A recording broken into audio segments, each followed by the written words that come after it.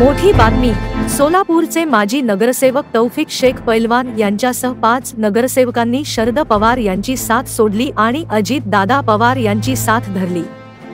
राष्ट्रवादी काँग्रेस शरदचंद्र पवार गटाचे माजी नगरसेवक तौफिक शेख पैलवान, माजी नगरसेविका नूतन गायकवाड यांच्यासह 10 जणांनी मंगळवारी मुंबईत राष्ट्रवादी काँग्रेसचे अजितदादा गटात प्रवेश केला।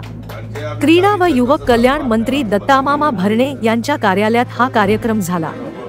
5 वर्षांपूर्वी MIM पक्षातून तौफिक शेख आणि सहकाऱ्यांनी राष्ट्रवादी काँग्रेसमध्ये प्रवेश केला होता।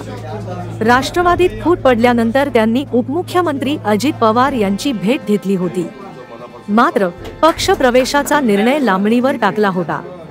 अखेर मंगळवारी अजितदादांच्या उपस्थितीत हा प्रवेश झाला।